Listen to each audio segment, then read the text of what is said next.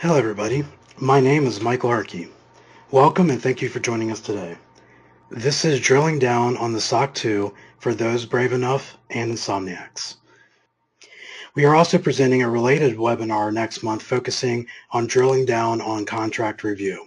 Like this webinar, it is an extension of a previous webinar on contract review. Find our tour page for upcoming webinars and workshops and movies for most of our past webinars. The July movie is already available. And now, on to our main event. I'd like to introduce you to our speaker, the awareness guru of Indiana, the man with 13 letters after his name, the breaker of tech, enforcer of policy, and the legend of the spreadsheet, Dan Hadaway. Dan? Thank you very much, Michael, and definitely I appreciate you adding the breaker of tech into my long title that you're now introducing me with. So, hey, everybody, welcome, and thank you for joining us in this webinar. I traditionally do a shout-out at the beginning of my webinars. This month's shout-out actually goes to our special guest star for today, a gentleman named Matt Jolly. Matt, are you in the audience? Hey, Dan. How's it going? Pretty good, pretty good. I asked Matt to join us today because he's the person that does our SOC 2 reviews. We have a couple other people doing them as well, but Matt actually is the one that blazes the trail, all things SOC 2. And so, Matt, I was wondering, would you mind putting a demo together for our webinar here today? Oh, you mean like today as in, right now today?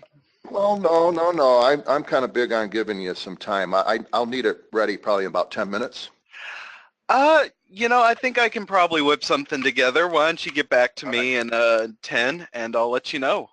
All right. So well, I'll try to get back to you. You know how I am. It'll probably be more like 20 minutes by the time I'm back to you. So, Take your time. Hey, everybody, we've got 3 different agenda items that we want to go over today. I like to summarize vendor management in general, and then kind of lead to why we're all here wanting to drill down on a SOC 2 or go to sleep for those insomniacs who have joined us today. But I want you to know that there is a prerequisite for this webinar. If you have not watched our webinar on how to review a SOC 1 or 2, you might find some of the stuff that we're saying today to be a little bit over your head.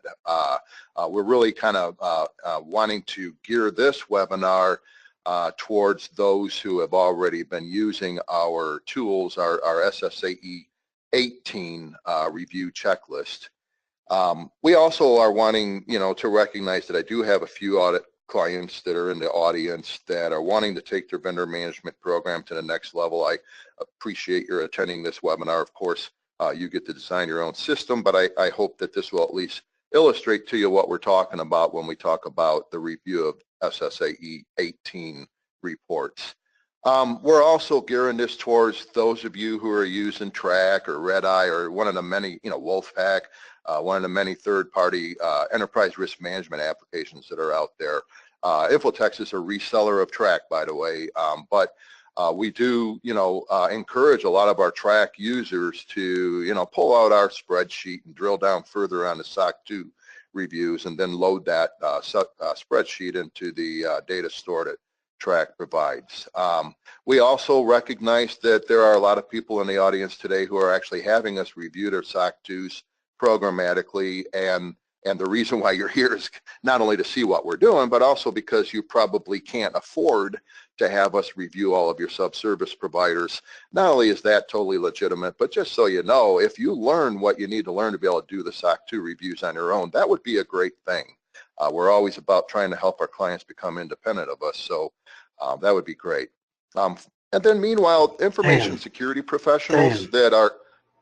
Dan, we appreciate this, but I think we all came for the demo. My audio? No, I think we all came for the demo. Can we get to the demo? Well, all right, but I mean, I was going to offer $1 million to the person who could. Go ahead. Nope. That's no. That's okay. We'll just kind of go on. But but the other person, just so you know, the other group of people I think that this webinar appeals to are those of you who are having a hard time sleeping. I've been there. Insomnia is a terrible problem, and hopefully you'll be able to watch this webinar and fall asleep.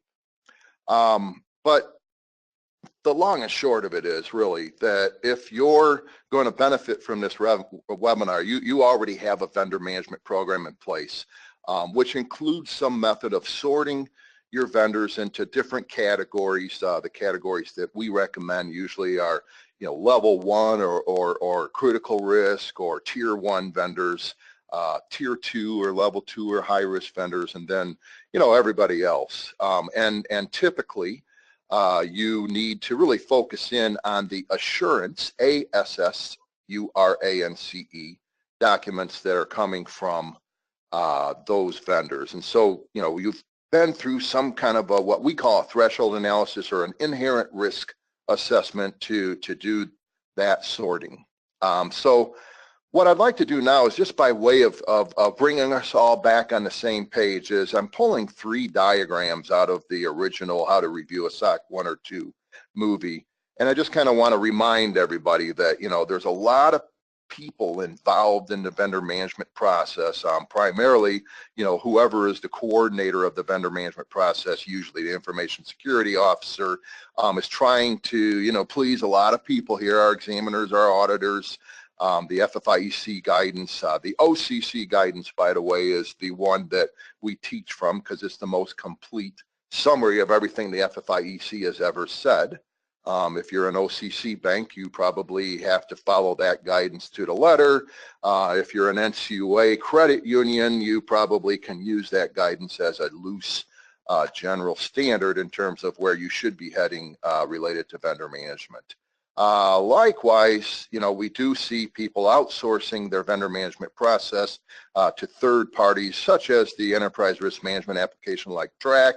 But I also want to say that we see a lot of people using end contracts and digital compliance. There's several other companies out there nowadays that are doing vendor management, or at least, the nitty-gritty, the grunt work of the vendor management process. But we're still finding a need to get our arms around the SOC 2 report a little bit more.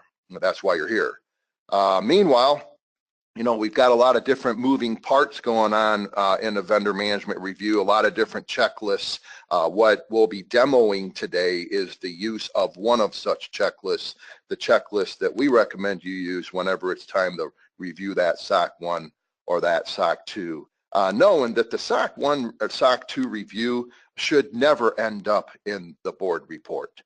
They should be work papers that auditors can go look at to make sure that what you're reporting to the board is true and accurate. But what we usually see when we walk into a bank or a credit union and analyze their vendor management program, if it's working right, is that there's a vendor management policy that requires a threshold analysis, an inherent risk analysis where we sort our vendors into those various categories. And the category that they fall in then dictates the type of information we're going to request whenever we, look at this vendor to try to determine how much risk does this vendor expose us to residually. The inherent risk assessment is based on what the vendor does for us, but the residual risk is really based on what kind of issues have we discovered in our due diligence process. We usually look at financials, insurance, and assurance.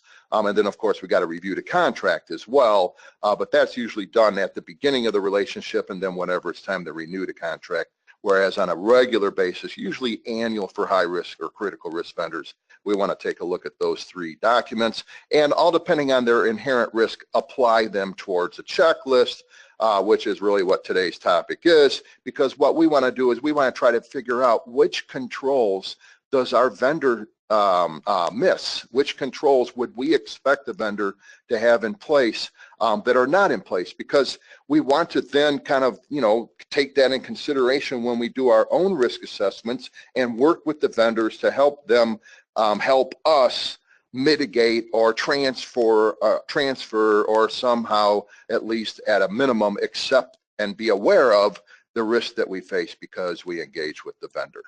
And ultimately, that should be expressed in a report that goes to the board. So what I'd like to do now is really kind of set the stage. Hey, Matt, are you still listening? I'm just hoping you realize that 10 minutes is going to end in about 10 minutes here. So the first goal, I'm still here. You're still there? Okay, good, good. I was wanting to make sure you didn't like leave the webinar or something, knowing now that you know what I want you to do here. So what I want you to know is this demo that I'm hoping Matt can put together. I'm going to kind of question and answer him so we can, make sure that we cover all the bases. But it is really based on the number one goal of any kind of vendor due diligence review, but definitely of a SOC review, which is we want to kind of read between the lines. We need to determine what controls should we expect, given the fact that this vendor has possession of information we're supposed to protect, or maybe access to information we're supposed to protect, or maybe they have persistent access to information or to our network. Say, they're our managed security service provider. They would have persistent access to our network, and therefore, we would want to expect certain controls to be in place, and if we don't see evidence of them in the due diligence documents that they send to us, then not the information security officer, but the vendor owner should understand the risk exposure that causes and then investigate with the vendor. We're also assuming that your vendor owner has helped you find and pulled down the SOC 2 report, but that the vendor owner certainly isn't the one that's reviewing that report. But then maybe they fill out what we call a vendor description template, which I'd like to just kind of go out and show you real quick here. I had to reboot or else I'd already have this up, shoot. What we're using really is just there it is, an email message.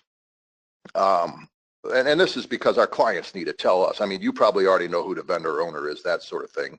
But what we're really looking at is, does the vendor possess information? Does the vendor, they have access to information? All the considerations that you would do when you go through when you do that inherent risk assessment. And then finally, the vendor owner has gathered the information we need. They've maybe done a performance review. Maybe they've provided you a list of performance issues that they're having with the vendor, or whatever. I know that a lot of you might be dialed into this webinar because you're curious about, the impact of the SSAE 18. And we have analyzed that. The good news is that our checklist will still apply. There's even better news though, but the new format change I've kind of reduced to 4 different main categories of change. Starting with the first one, they are really keenly becoming aware of the fact that when we review a SOC 2, a lot of the controls that are being declared are actually outsourced. And the greatest example of this is that most vendors now use a data center where they're co-locating their servers. And so they're declaring a lot of physical security controls that they aren't really providing. It's the data center that is providing those physical security controls. And so the first main change is that the SSAE 18 is trying to address the fact that we've got sub-service providers, our complementary service organization controls that are being declared. And so we're still trying to, get a feel for this. If you remember, the SAS 70 was replaced in about 2009, but it wasn't really until 2012, 2013 that we saw some consistency in the reports that we were reviewing. And so our initial impression of this major change is that we're now going to have at least some kind of assurance that the vendor has a vendor management program in place and that they are working that vendor management program. In other words, they are monitoring the subservice organization's CSOCs, or their complementary service organization controls. The second major change is one that we're going to have to wait and see in terms of fully understanding what is meant by the new desire of the AICPA society to distinguish when we have issues between misstatements and exceptions. And what we think this results to is that a misstatement is basically saying, hey, they're declaring a control, but they really don't understand what they're declaring. Whereas an exception is, hey, they're declaring a control. The control that they're declaring is a good control. They're just not enforcing it. And so as an example, they may be declaring passwords as a control, but if we find out that their policy is only requiring a 4-character password, we might say that's a misstatement. Whereas if the policy requires good, strong passwords, but 80% of the users aren't using strong passwords, then they're not enforcing that policy, and that would be an exception. The third main change is just they're dropping the, the SSAE-18 part of the report name. So a very cosmetic change, but I like it because I'm tired of saying all that whenever I talk about reviewing an SSAE 16, SOC 1 or SOC 2. I still say 16. I'm not in the habit of saying 18 yet, so that kind of helps. But the one that we love, the one that I had actually, when we started putting together webinars about how to review a SOC 2, I always want to remember that, hey, don't forget to, remind people that, hey, just because the management's description declares a control, it doesn't mean that the auditors are testing that control. Well, that whole phenomenon has gone away. The fourth main change, the one that I really like, the one that's going to make the reports much better reports, it's going to make Matt's job a lot easier, is that you're no longer allowed to declare a control that is not being tested by the auditors. And so for the sake of Matt's demonstration, let's just say that, we've gathered everything we need. You already reviewed the contract, the financial statements, the insurance, haven't found a lot of issues there. Now it's time to focus in on assurance documents. And so, I want to make sure that, we talk about the fact that this is a sanitized report that Matt's going to be showing you. You did sanitize it, Matt, didn't you? I was kind of a joke. Yes, if it's you been didn't, that'd be sanitized. unconscionable. We've already shown you the vendor description template. We're gonna show you a little bit. If we do go out to a SOC 2, it's going to be SSAE 16. We don't have a copy of the 18. The AICPA has not made a copy yet available. Again, that checklist will work for both. But Mike, can we go ahead and do a survey? Sure, Dan. I'm launching the poll now. If you could please take a moment, we would appreciate it. Hold on, I think I didn't launch it yet. Give me a second. There we go. If you please take a moment to weigh in on this poll, we'd appreciate it. I'll leave it up for about 30 seconds to a minute. We like to have some Jeopardy music here, but I don't have good humming skills, so you can just imagine. I can hum the end of it if you'd like. With the bum bum. Boom, boom.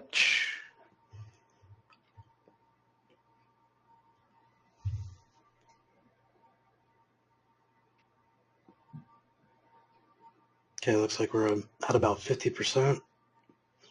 See if we can't get majority of the votes. Leaving open for about 10 more seconds. Alrighty, closing. Boom, boom. Thanks, Dan. Closing the poll. You're welcome.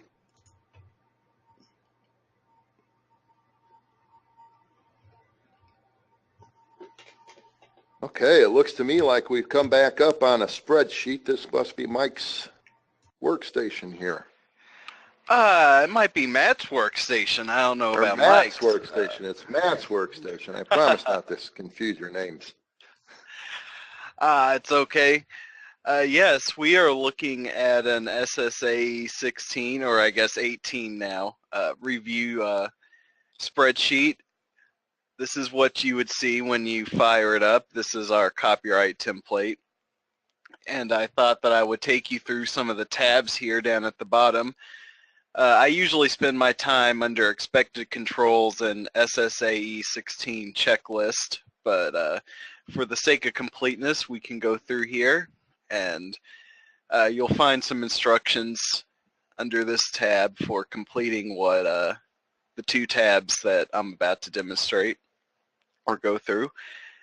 We've got a tab here that outlines just differences between the different types of reports you might come across. Even there's the older SAS 70 and then compared to the SSAE 16. And I'm sure at some point we'll have the 18 here, even though there isn't a huge big change between them. I'm going to skip these two because we're going to come back to them here in a second. We have a risk ranking sheet that we'll also come back to, which just shows how we'll rank the risk when we find issues in a report. Here we have a couple of screenshots of the types of metrics that this worksheet will go towards creating. The data that we are gathering here will go towards board reports and stuff like that. And then we've got a revision history for the document. But like I said, I spend most of my time when I do these reports in these two tabs. And I'd like to start usually on the SSAE 16 checklist tab. And here at the top, you'll have just a basic header, and that is where your vendor description template really comes in handy. I pull most of that information from those templates that I get. And it also helps give me an idea of the type of vendor that I'm looking at. Because you might be familiar with this specific vendor, but for me, this might be the first time that I've heard of this organization. So it's important that I understand the relationship that you have, and that's usually what is here in the purpose of vendor. It tells me, the details. Well, Mike, Matt, Yes? if you don't mind me interrupting Sure. here Go ahead. with your real name here. But I would also like to say too, though, that though Matt described that, hey, I don't know about your vendor, so I need this information so I can determine, what I need to determine in order to do the review.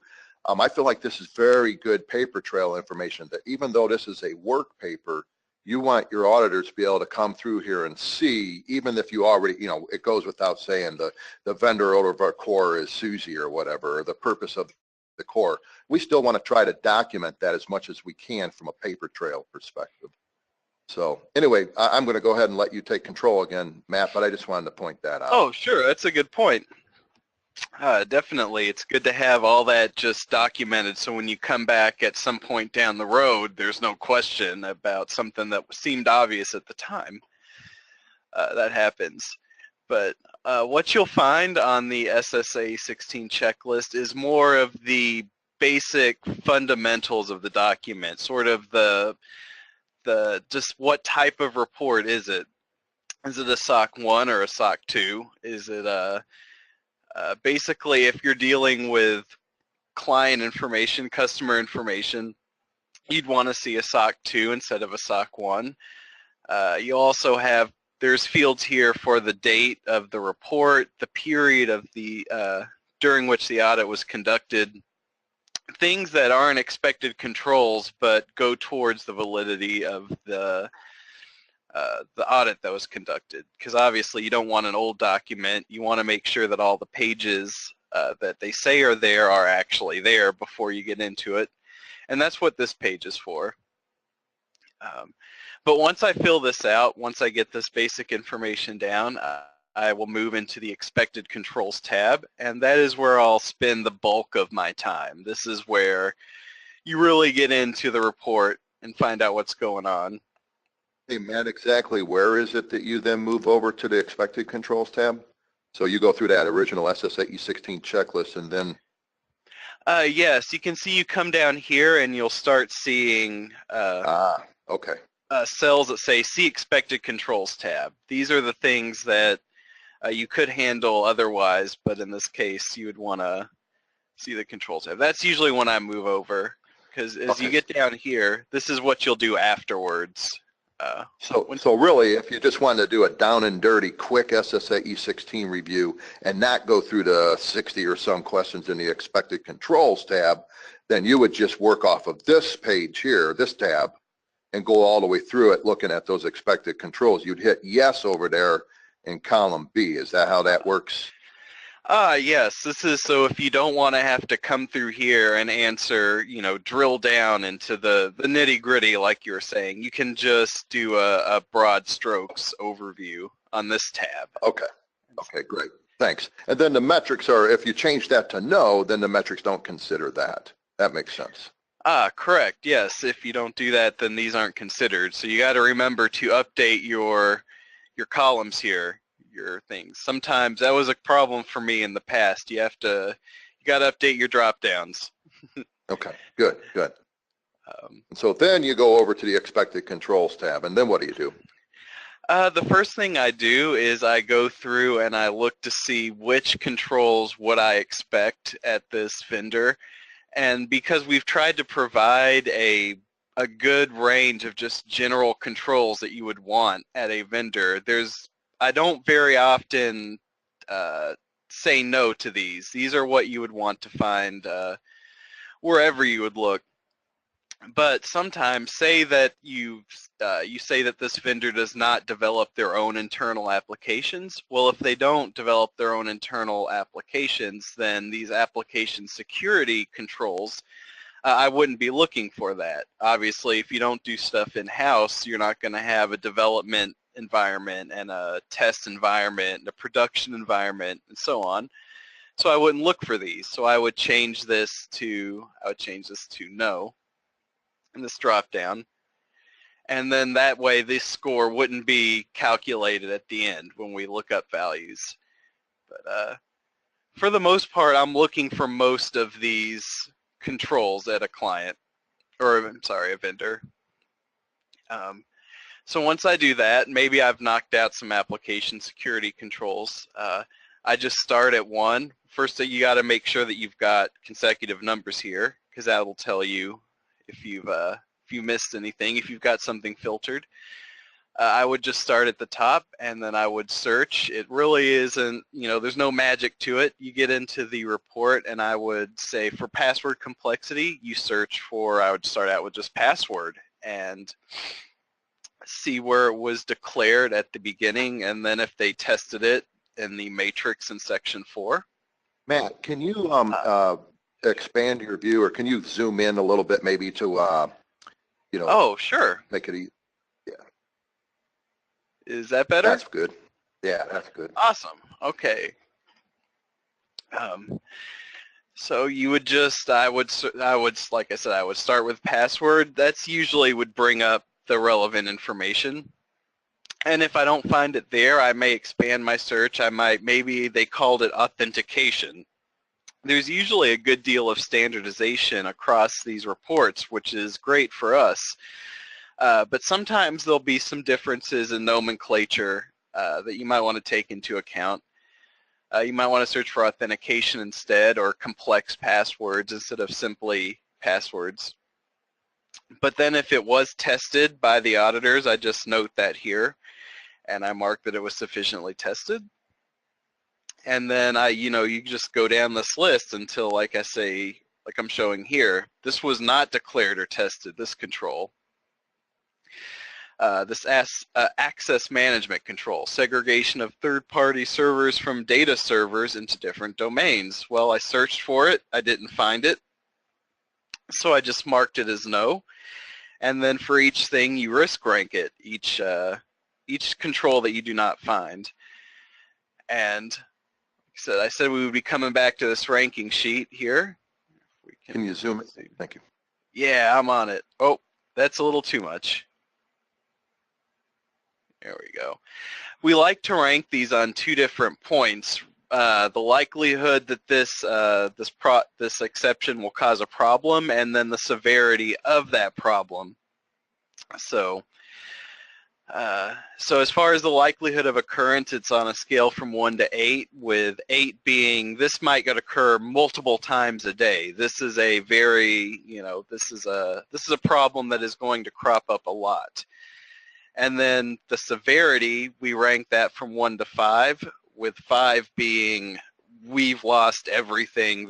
We have a huge breach. We have lost all of our customer data. This is a disaster, versus maybe a 2 or a 3 would just be service went down for a few hours and some customers were inconvenienced. But like Dan was saying earlier, it's all relative based on this client, and what they provide for you will determine the amount of risk that an exception might present. Like I said, a client that has physical access to your premises might present much greater risk if they don't background check their employees than somebody who will never set foot inside your organization. Although very both good. would be bad. Very, very good point, by the way, Matt. But I'd also like to, I think, just to drive the point home, but your answer to point number 3 there, declared on page 19 but not tested, that's what's going to go away with the SSAE 18, right?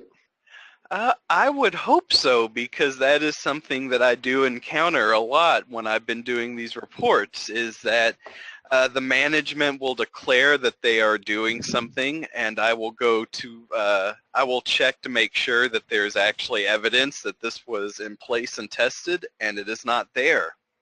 So yes, as I said in this report, I made a note of it, like, okay, we've declared this on page 19, so management is confident it exists, but the auditors did not test it, which would reduce the risk, because it is less likely that they would just flat out lie about something, but obviously we can't know for sure unless they tested it. So when in the past on an SSAE 16, when you came across this, you would lower the residual risk from what it would be if it was simply not declared or not tested. Yes, I would consider it less likely to be deficient if they claimed it existed and it simply wasn't tested, as opposed to it not existing in the report at all. Okay. Yes. Well, I'm very curious to see if they follow through on that, because I like that change a lot. And so everybody knows I've helped an organization acquire and go through an SSAE 16 review.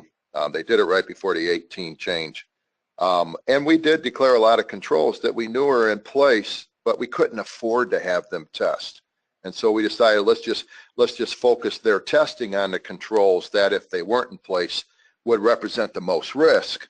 But since we do have these controls in place, we ought to at least declare them. And so it'll make it a lot easier on everybody now that you can't declare controls unless you're testing them. So great. Keep going, Matt. I sure hope so. I hope so. That would make things easier for me as well. But as you go through the list, you'll just, this is, like I said, where the meat of it is. I'll spend roughly about 2 hours per review, and most of it is spent here, just drilling down through this list. And for the most part, it's the same procedure as we've discussed earlier, except as you can see here, we had an exception, and that is where the management will have declared something, in this case, written termination procedures. And so the auditors go in and they check it, and they found that they were doing that, but there was a problem with it. They had written termination procedures, but there was an exception noted. And in that case, I will note it here in the notes column. And I'll say that it was sufficiently tested because it was tested by the auditors. It just had an exception. And we'll note it as down here at the bottom of the SSAE 16 checklist. There will be a section for exceptions. And you can see that exception that I mentioned earlier. The termination procedures were deficient because this specific vendor did not remove login credentials in a timely fashion upon termination. And so their policy specified that they would do that, they would remove those accounts, and the auditors found that 6 of 15 employees, their accounts were not terminated in a timely fashion. And so I risk rank this about as high as exceptions can go, because obviously if you're firing someone, you do not want them to have access to your systems, and these guys were not very good at it. I would consider that to be a significant risk. Hey, would you also need to then change the risk applicability on column B to a yes? That is absolutely correct, Dan. We should have done that. And exactly. You would want to mark that as risk applicable, because that is definitely applicable. All right. Good job. Good eye. And brings us, once you get down here to the bottom, you'll have, thanks to our spreadsheet, you'll get a summary here of the number of expected controls, the number that was actually sufficiently tested, and the insufficiently tested controls. And you'll get some metrics here that carry over to this page. And that helps us just get a good idea of the relative risk of this vendor versus other vendors, and which will also go towards the board report that we'll prepare from this work paper and the work papers of the other vendors that we're reviewing.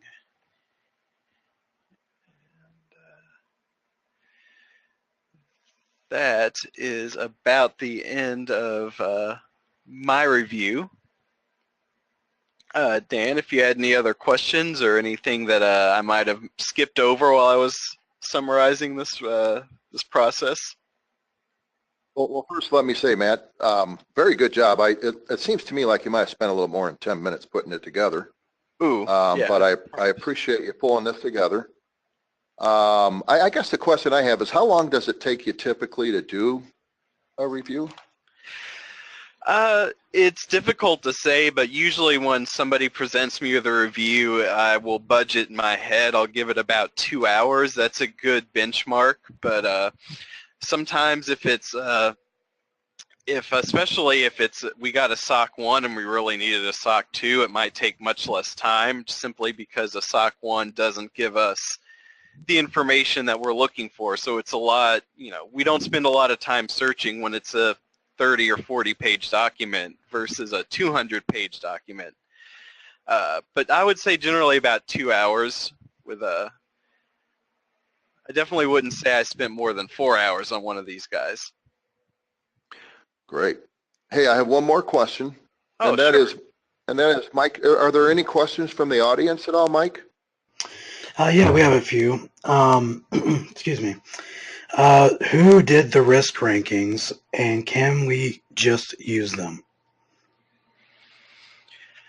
Okay. Well, the risk rankings were created by Dan through, I believe, trial and error or just experience.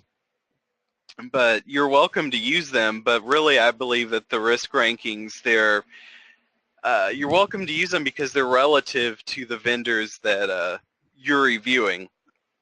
A significant, it depends on their relative risk. Yeah, I would say the main thing to know about the risk rankings is that on likelihood, that's the part really that you're going to have to address, because we can't predict what the likelihood of something's going to be in your organization, or for the particular vendors, or for what that particular vendor's doing, et cetera.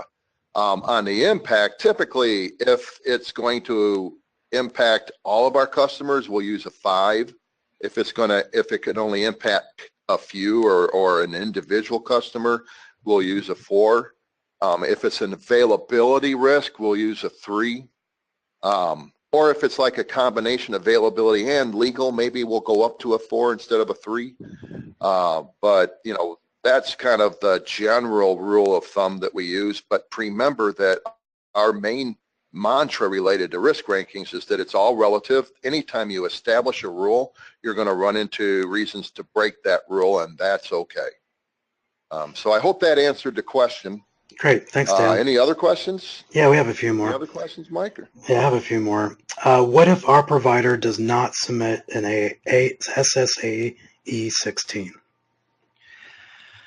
Okay. Well, that isn't a big deal. I think Dan can probably speak to the implications of that for the larger implications, but I think our spreadsheet can be adapted to whatever guidance we actually can receive from those vendors. Dan, you want to fill in though? Yeah, thanks, Matt. And actually, I think Matt says that because we have, in cases, adapted this spreadsheet to like an ISO 17799, I think is what it was called. It was a, kind of an ISO certification. It was a control self-assessment, but we were able to at least go through it and compare it to our expected controls for the vendor. I also know that and so really the point I think is to back up a little bit is to know that the SSAE 18, though it is a very standard format that most people use, A, it's not the only way to audit an organization. B, it's not the best way to audit an organization. And C, it doesn't necessarily mean that somebody's secure or insecure if they have an SSAE 16 or not. We've actually seen banks take the expected controls tab, go through what they would expect with a vendor, and then just sit down with the vendor and say, do you have this in place? Do you have this in place? If they don't, they risk rank it. And that vendor, by the way, was their local network support provider or their local shredding company or whatever. You know, I mean, somebody that is nowhere they're going to be able to afford to have a SOC 2. But the point here isn't what report do they have. The point is, what controls do we expect? What controls do they have? And what can we do about the difference? So great question. Any other questions, Mike? Great, thank you, Dan. Yes, how does this get reported then? Like what's the well, I'm going to go over deliverables? that. Actually, that's a good question, but that's how I'm going to end the webinar. So I'd rather hold off and, but I'm going to. The next section actually is the reporting of the results of your SOC 2 reviews. So Okay, great. Any others? One more. It's kind of a long one, so bear with me. Have you ever seen a report be worse the second time around you reviewed it than the first? Or do you think we can assume the first review documents minimum risk, and therefore after a first review, if all is acceptable, we can move on and not review it again? Well, personally, I wouldn't want to just assume that nothing has changed since the point of the last review, but I think Dan should probably weigh in on this one. Well, if I remember right, we have an example review. It was one that we saw. It was a vendor to banks. It was actually an internet banking provider. And they had gone, how long, Matt, without patching their Windows machines? Ooh, I think it was about 6 months. It was something really embarrassing. Yeah, it was really outrageous that they had gone a long period of time without patching any of their Windows machines. That was probably the third or fourth time we saw that organization's SSAE 16. And so my point is that's by the way, thank you for the question, and that's a very good question. And I can understand what you're saying is that, hey, if we get a good SOC 2, why do we have to keep reviewing them every year? But I think the answer to that is best maybe answered by asking the question, if you just got a 2 in your examination, or you just had a good IT audit, does that mean that you're done and you don't ever have to have another examination or audit again? No, that means that you just happen to be hitting strides at that point in time, but it's a cycle, it's a process. We got to continue to keep up the faith. And so therefore, no, I would say the answer to that question is no, you have to review them, you know, on a regular basis, which is usually annual for critical vendors.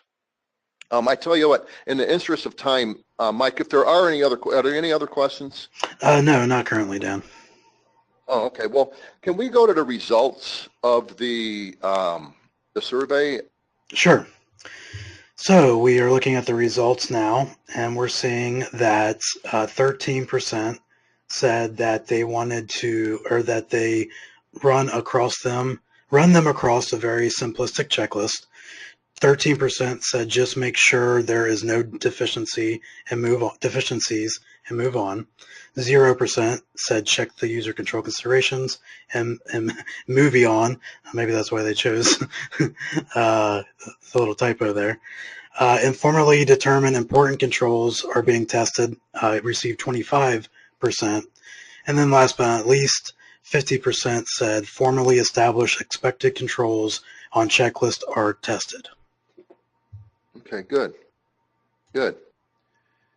Well, I appreciate that, Mike. I'm going to go ahead and pick up where I left off in the PowerPoint. I'm hoping that, can you hear me, Mike? Yes, I can hear you. And are we showing the agenda here? Currently, no. Okay, no, I'm glad I asked. How about now? Yes. Okay, great. So somebody asked a great question, which is, well, how do we report this up? And so I want to talk about the reporting process, and what I want to establish is that the board report is something that we usually, you know, are disappointed with when we go and we audit banks, because it's our opportunity to help the board understand where our issues are, and we're not doing that. as much as we should be. And I think the reason why is because it's really hard to decide, what should the board see? And so what I would encourage and what I encourage my clients to do is to really have the board report, be where you document your procedure. And I'm really talking more the smaller community-based banks and credit unions that, gosh, we don't have millions of people that we can assign to vendor management. And so we want to leave ourselves flexible to implement a procedure that's most appropriate to the organizations we're going to review this time around. And so the first thing I say the board report should be is your vendor management procedure. It should be educating to the board as to this is what we did, this is the methodology we use, here's how we risk ranked everything, this is the net we cast, here's how we start with the inherent risk, then we reviewed the SOC 2s, they didn't have a SOC 2, we did this, we did that. Help the board understand what we did in order to measure the inherent and residual risk that our vendors expose us to.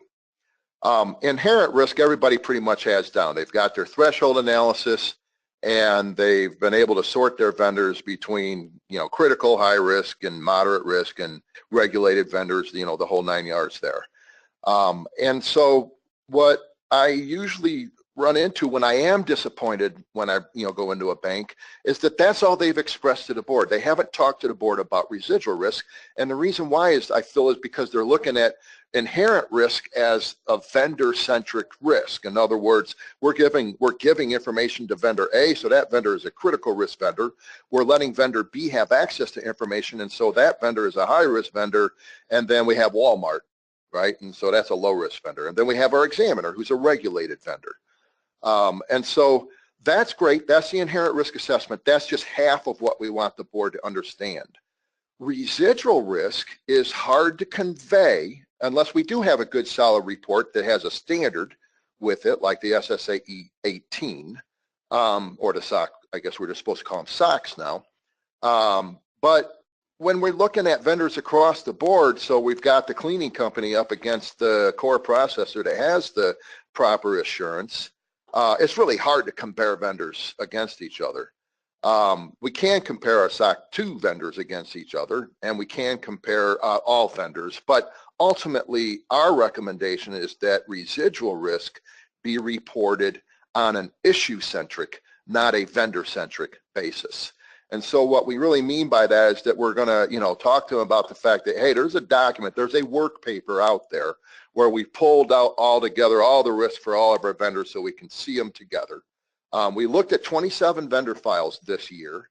And by the way, I'm a big believer that you can review your critical risk vendors, every year, your high risk vendors every 2 years, your low risk vendors every 3 years, or whatever method you develop there. That should have been already conveyed to the board, in this part of the report, right, where we're talking to them about what we did. And here we're just summarizing that with those 27 files, we had 66 total vulnerabilities, but we risk ranked those vulnerabilities. And the critical risk vulnerabilities are presented here, and just some bullet points. Notice we're not using vendor names. We just want the board to understand these are kind of issues we're facing. If there's a vendor that we're on our we're running out of patience with, then maybe we put that on the board's radar so that there's no surprises when we fire the local mayor's network support company or whatever. And then likewise, what deficiencies represented high risk. And so, we're a big believer that you should only have to report the top 2 tiers of risk. So if you're going high and moderate and low, then, report the high and moderate risks, but you don't need to bore the board with all the details of the low risk findings. And again, we're talking residual risk. And so just as a reminder, we have inherent risk. That's the risk without regard to controls. The current residual risk, which is, the risk after we take into consideration the controls that we already have in place. And then, of course, we have anticipated residual risk. What I like about the enterprise risk management applications like Track and Wolfpack and Red Eye and those other applications is there's another application out there. I'm trying to remember the name of it. It's a good application, by the way. We took a look at it when we were looking at all the applications, and it's not coming to mind right now. But they help you calculate anticipated residual risk. They give us that really good, solid third metrics there. The SOC 2 review is really where we look at the current residual risk of an organization that represents so much risk. We wanted to look at their report in a very formal manner. And so what's nice about the SOC 2 is that it does give us the ability to compare risk between the vendors that we're reviewing. It gives us the ability to look at, what percent of the controls we were expecting did they actually deliver on and test. And then, we want to make sure, by the way, that management understands the nuts and bolts of the metrics, or at least the vendor owners understand the nuts and bolts of the metrics. But beyond that, the board just needs to kind of understand the high level, that we risk rank them using impact and likelihood, scale 1 to 8, scale to 1 to 5, blah, blah, blah. The other thing I want to kind of bring up when it comes to vendor math is that if this is what you're seeing in your organization, if you got 6 to 9 SOCs from a critical risk vendors and their sub-service providers, and then maybe 3 to 6 from your high-risk vendors, that's typically what we're seeing as well. That's a lot of SOCs to review, and so I, by the way, don't usually, ding people if they've kind of sorted their SOCs between the ones they're going to review every year and every other year. Unless they look, and if you do the other year, we're kind of assuming that in the interim year, you're at least looking for deficiencies and doing a a high level review. But yeah, that's a lot of work, especially if you're somebody that does it all the time like Matt, and it takes him 2 hours. It could take you 3 hours to do a SOC review. Do we really have 27 to 45 hours a year to dedicate towards reviewing SOCs? I mean, that's a very legitimate question. So the controls or the metrics that we use, though, they really help the board see this graphic here, which a copy of that or something like it is in the spreadsheet that we provide when we provide the boilerplates. And what you'll see is that we're highlighting, the vendors that, we use, again, in this case, against, some fake vendors and that sort of thing. But the point I'm trying to make is that when we present SOC 2 information to our board, this is really all they want to see. They don't want to see the spreadsheets. They don't want to see what I call the work papers, which are those spreadsheets. You definitely want to, by the way, this is kind of like the nuts and bolts to, this is the details that leads to this diagram here. Okay, but this is very good information for management to see. It helps us compare the vendors we're using against, other vendors or vendors reviewed in different, reviews and that sort of thing. It helps put things into context.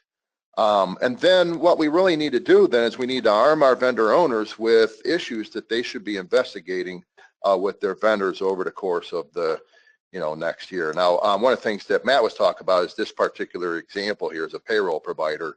And so hopefully we're risk ranking things a little bit lower because the impact is probably lower if it's just our employees' information we're losing than if it is our, customers' information. Sorry, employees, but, we value our customers' information higher. And so in this case, I just wanted to, point out the note that we capped all the impacts at a 4 because of that. So, but at the end of the review process, at the end of the overall vendor review process, you're going to have work papers and then you're going to have your reports. We encourage you to have one report for your management team and one for your board. The management team obviously is a little bit more detailed than the board report.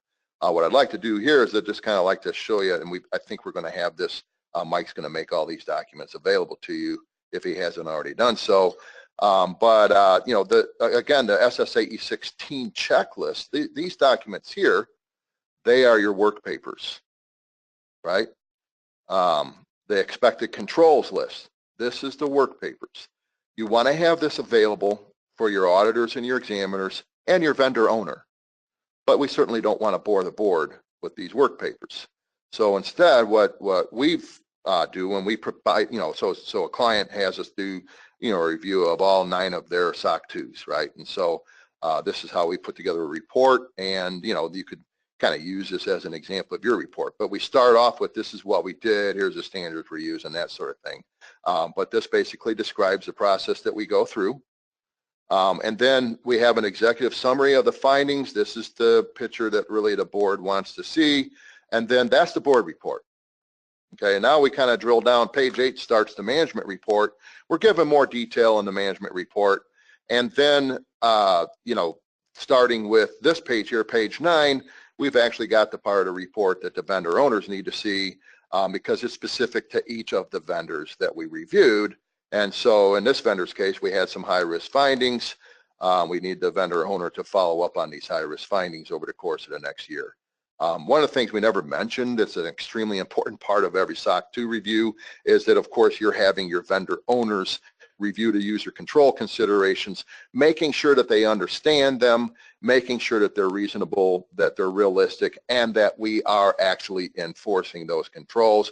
I hear a lot of pushback from my clients about this, saying that they always go without saying, it's like really dumb stuff. Well, maybe what you do is you go through and review them yourself, and if there's something in there that's a little bit different or that your vendor owner needs to understand, then you make your vendor owner aware of it. But as an auditor, I want to make sure that your vendor owners and not the ISO is aware of the controls that the SOC 2 is saying we need to have in place. If we don't have them in place, then we can't hold the vendor responsible. This is where the vendor transfers the risk back to us. So we want to make sure we at least explore the risk that they're transferring back to us. But anyway, so here we go. Bearsville Records, by the way, is they from Todd Rundgren days. So that's not a real vendor, I guess is what I'm saying. We're using fake vendor names, obviously. Acme is not a real vendor. But this is really a real report that we sanitize. And so you can see, this vendor owner here isn't going to be very happy with you because there's a lot of work that the vendor owner needs to do in order to, follow up. But we've got to try to understand the risks that we face with these vendors.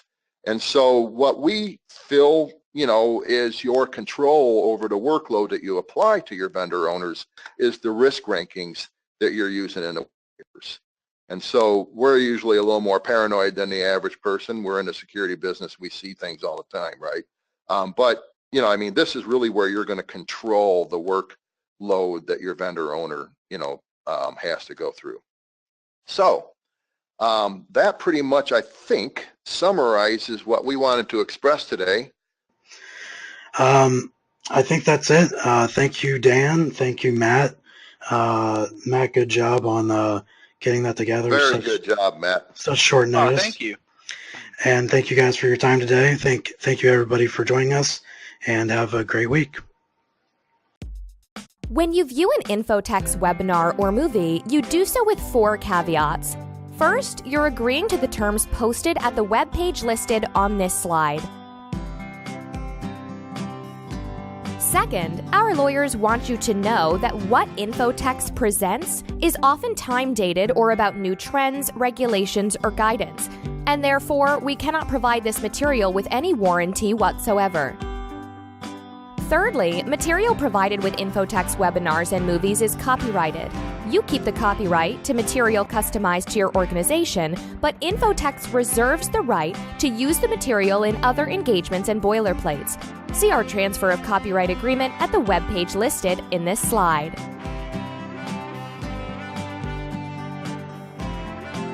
Finally, those who view our webinars or movies may be added to an email mailing list. If you do not wish to receive notice of additional educational opportunities, please accept our apologies and please opt out at the web page shown on this slide.